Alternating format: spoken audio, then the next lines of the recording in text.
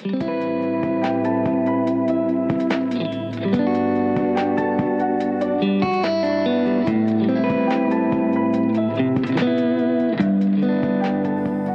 everyone, I'm Martin and I want to welcome you to episode 3 of my podcast, Tatami Room. This week's episode is called Teppou Matsuri. I want to thank everyone who's been tuning in so far over the last few weeks. I really appreciate all the feedback and the support. I want to start by saying that this week was an absolute blur for me. I got into the rhythm of the Japanese workplace where I just went to work for what seemed like a very long time. Then I'd come home, eat, then I went to the gym, and then I'd come home, cook when I needed to, and then I'd repeat it all over again the next day. The weekend was really interesting, and I'll be talking about that as well. I hope everyone also had a great week, and everyone's been doing well. A quick summary of the upcoming material that I have planned for today is the daily life section, where I'll be covering skateboarding, a segment on trash cans, and of course Teppou Matsuri, which is what the episode is named after. After that, we'll have a current events section where I'll be talking about rockets and moon landings, and I'll be wrapping things up with the word and stat of the week in the outro as per usual. I hope everyone enjoys listening to this episode, and without further ado, let's get started. Alright everyone, welcome back, and let's get started with the current events section. The first thing that I wanted to talk about was skateboarding, and I kind of mentioned this last week that I got a skateboard. It was actually gifted to me by this person I met. So yeah, I've been skateboarding a little bit. It's the board that I have, I think it's pretty good. It's a chocolate brand board, and it's not like one of the ones that you usually do tricks with. It's a cruiser board. I think it's more used to just kind of cruise around on the street. But I've been really enjoying it so far, and I think the question on everyone's minds is, have I gotten injured and have I broken a bone? To answer that, no, I'm good. Don't worry, Mom, I'm still doing all right. I'm still kicking it. I have a couple of scratches, took a couple of tumbles, but I think it optically, if someone was watching, it looked a lot worse than it actually was. I just have a couple of scrapes right now, but judo teaches you how to fall and teaches you good balance, so I think that's been coming in clutch so far. I've been skating to the gym, and I've been having a blast with it, so add it to the list of things that I never thought that I'd be doing or get to do in skateboard, but here I am in Nishinomote, just cruising around. Funnily enough, I was watching a random X Games video yesterday. That was the best skateboard trick competition, and it featured Nigel Houston, who's my favorite skateboarder just because he's the only one I know, and he's in this song where the guy goes, "Call me Nigel Houston, how I'm grinding," and so that's like the song that I've been listening to, or I used to listen to. So I know Nigel Houston, and he was competing against Yuto Horigome. He's this Japanese guy who won, I think, the skating Olympics in Tokyo a couple years ago. And actually, Yuto ended up winning in the video that I was watching. And funny enough, the next day when I was studying in a cafe, I ended up talking to someone who claimed they knew Yuto Horigome. So I was like, I'm getting more into the skateboard culture, I guess. Now, next, I kind of wanted to talk about a frustration that I have, or that I've encountered while I've been in Japan, and this is kind of a tip, I guess, if you ever plan on coming to Japan or intend on staying here for a bit, is there are no trash cans. Like, there are no trash cans to be found anywhere. I think it stems from, like, a terrorist attack that took place sometime before the 2000s, and so I get having like the increased caution or whatever, but coming from Seattle, it's been a little, there's a bunch of trash cans, public trash cans that you can use in Seattle, and coming from there, it's been a little frustrating. Like, having to carry my trash around or like trying to scavenge for a trash can here and there. So if you're coming to Japan, be prepared that the trash cans are far and few between. So yeah, there are not really any trash cans around. Now I want to kind of move on to the main course, which is the title of this episode, which is Teppou Matsuri, or the gun festival. Teppou means gun, and Matsuri means festival or like carnival, kind of. And usually Japanese people, or I think people, like in Japan, it's common to have like an end of the summer like celebration or festival or something like the Matsuri, and so that was it for Nishino Mote. And actually, I wrote my little synopsis for today's episode yesterday, and Teppou Matsuri was today, so I wasn't even going to mention it, but ended up being a really fun experience. So, and now the entire episode is dedicated to it. But the reason why, like, and some people might be wondering, hey, why is there a gun festival in Japan? Like, guns aren't really used there. Like, what's up with that? Is this like a American, like Southwestern, like Texas AR-15 convention type gig? To cut to the chase, no, it's not. Fortunately. And the whole reason, like, it's called a gun festival is because it was in Nishinomote where guns were first introduced to all of Japan. So back in the day, I should have done more research, but some Portuguese should have done more research as to when, but some Portuguese missionaries came to Nishinomote. And they introduced guns to the island and to basically all of Japan, and so that's why there's sort of a gun festival. And Tanegashima and Nishinomote in particular still maintains a relationship with Portugal because of that. But Teppou Matsuri was amazing. I started off the day going to this bakery, very delicious food, and it's incredibly cheap. So I mean, I'm just like, this is perfect for me. My favorite food that they make there is that there's a couple of cream puffs, and they're very delicious. Also, there's like a little window where you can kind of see them like doing the entire baking process, and like that's pretty cool. It's a lot of some transparency, and then you can also just kind of watch. I try not to stare though. I feel like that'd be a little awkward, but it's a new bakery and it's very delicious. Then there was a parade that went from 10 a.m. to 12:30 p.m. I think it was great, and I think that one was the parade. I think a lot of the school kids were in charge of, and they were coming out in a lot of like traditional clothing, and they were also pushing these little. I don't even know what to call them. There's like these little stands, I guess. Like one of them was a Kirby, one of them was like a pirate ship. It was a lot of fun, but it was very hot and humid, which be prepared if you're coming to Japan about the humidity. You probably don't need me to tell you that, but just a heads up. As for me, actually, the humidity hasn't. I've been liking the humidity for some reason. It's just like with my immune system, it's good. It's working out, but it was still very hot. So after that, my this assistant language teacher friend of mine and we decided to go up north to Urada Beach, and I left my phone at home because, well, I didn't want to get sand, and also I didn't want it to overheat. Also, I don't need to text anyone, so it's kind of like a free and away from technology, which is nice.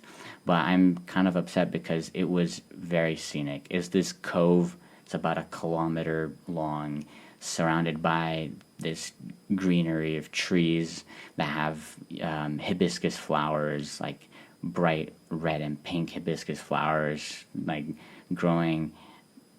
Sandy beach, very fine sand, and like the water, every shade of blue you can imagine. Like you got like turquoise, baby blue, like ominous navy, pale blue. It was amazing. And there's no sharks. Apparently, the sharks are only in the southern part of the island. So it was just really like a serene scene, and I hadn't gone swimming in a while, and I went swimming. The water incredibly warm. Like it's I am not kidding when I say that it's warmer than my shower water. I've been taking cold showers, and that's not because I'm adhering to some like strong man or like tough guy mentality or what self help thing. I just don't have hot water in my shower, which I need to get fixed. So sadly, I've been taking cold showers, which I've gotten used to them at this point. But it was kind of surprising when the water in at the beach was literally warmer than what I used to shower. So that was kind of funny. And also, just kind of an interesting thing is turtles, like the sea turtles, they come and they lay their like nests here. So sometime in the future, the little turtles are gonna hatch, and they're gonna run from like up the beach all the way to the try make it into the water. And so hopefully I'm able to catch that when it's like turtle hatching time. After the beach, we went to another parade, and we were able to catch these like Boston Dynamics robots. I don't know if y'all are familiar, but Boston Dynamics is a bunch of like really cool like robots, and like I think they're mostly used for like search and rescue, and that's what they were for over here. But it was this like mechanical dog, and it was really cool because I got to see it. It was like right in front of my eyes. My favorite part of the second parade was everyone is working really hard and doing their part, and there's a bunch of dancers and people doing these exercises and doing taiko drums and stuff, and everyone's sweating because it's really hot. And then there's this one guy in this emperor costume who's being pushed on this like raised chair by like four of his friends or like four random people, and he's just in this shaded like high chair with a fan, just having the time of his life while everyone's just really working really hard around him. So I found that really funny. Additionally, apparently the ambassador to Portugal was there. I had actually talked to him for a bit. I don't know if this is the ambassador to like from Portugal to all of Japan or like a Kagoshima prefecture specific ambassador, but he was there, and I'm pretty sure that his parents were at the beach because I was like, what are these two other white people doing over here? I don't recognize them from the island. So that was kind of funny. And then finally, I wanted to conclude this section with the evenings program, which was a Hanabi Taikai. It's a firework demonstration or firework event, if I'm not mistaken. But let me tell y'all, like, Japan does not mess around with their fireworks. This firework display rivaled that of like Seattle's New Year fireworks, in my opinion. It was 25 minutes of ceaseless fireworks in a night sky that is like unmarred by very heavy light pollution. I'm pretty sure that in this night sky, it's so. I mean, you can already see a lot more stars than when I'm in Seattle, but I'm pretty sure that there's like a little haze if you focus on a part of the sky, and it's not a cloud. I'm thinking it might be the Milky Way. I might also be making a very false assumption there, but I think that it's very so. The point is that the the fireworks they were just really popping out in like this really cool night sky, and they went on for 25 minutes at least. It was amazing. They were really cool. To give you kind of an idea, Redmond, the area, it's like a town close to Seattle. They don't even do a fireworks display anymore. They do like a 5-minute drone show. So no, give me the 25-minute firework display. It was awesome. I had a lot of fun watching it, and so that's kind of how the Teppou Matsuri concluded. I had an amazing time. I think that these Matsuri festivals in Japan are a really cool event. They showcase a lot of Japanese cultural elements, and it's also a great way to have some fun, try some street food, which I actually didn't get to try, unfortunately, but no, I had a lot of fun. And with that being said, let's proceed to the next section after a short break. All right, everyone.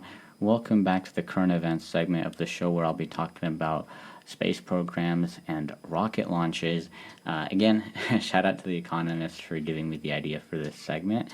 But I wanted to start by saying that right now there's actually a space race. I don't know if you could call it that, to the southern pole of the moon. The southern pole is important because it's kind of in this, like, it's always in shadow, and so we can't really see it. And if we were able to explore there, we could potentially find water, which water is really important if people want to build bases on the moon and send rockets from the moon into other parts of space. So potentially some very big finds to be had at the southern pole. And there's two kind of parties in play, or there were two parties in play for this. One of them being India and the other being Russia. They were kind of taking two different approaches. So India's mission, called the Chandrayaan-3, launched July 15th, and it's supposed to land on August 23rd, and it has this kind of taking it slow approach. Meanwhile, Russia's Luna 25, which is made by Russia's publicly funded space program, Roscosmos, launched on August 11th. And it's Russia's first mission to the moon in almost 50 years, which is pretty cool. But it unfortunately crashed today, which is August 20th. They still don't really know the exact reason as to why or what happened.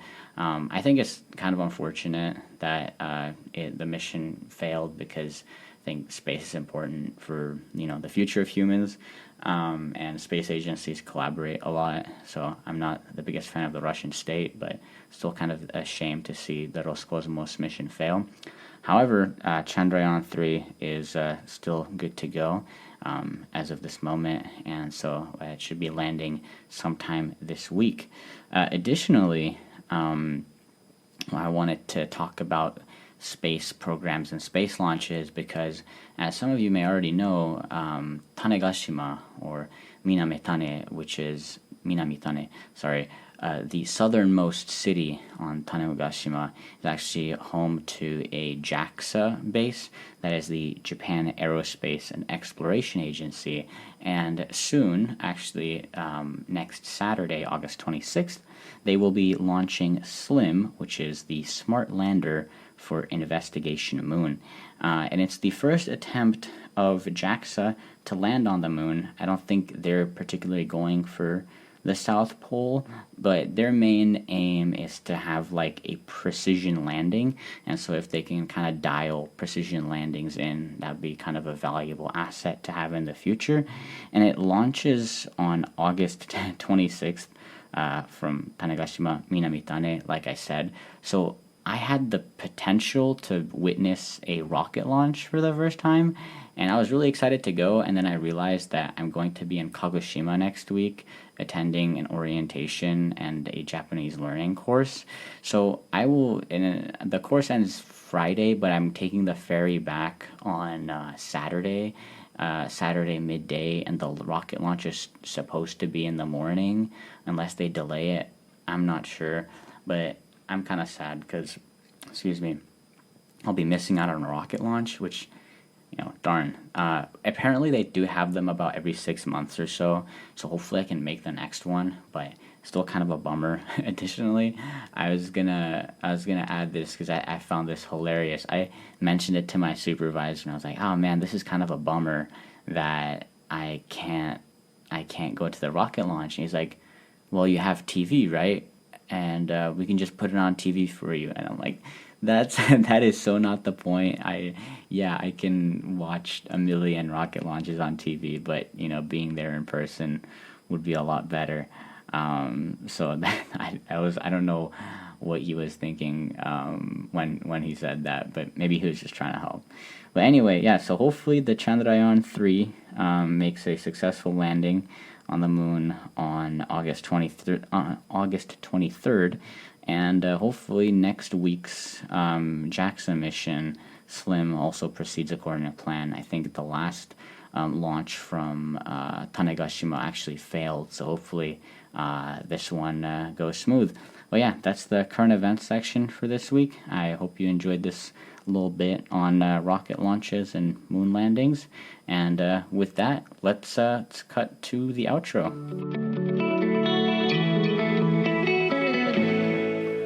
All right. Thank you, everyone who's made it this far into the podcast. I appreciate each and every single one of you. Let's cut to my favorite segments, which are the word and the stat of the week. The word this week is saiyaku, which means disaster or calamity.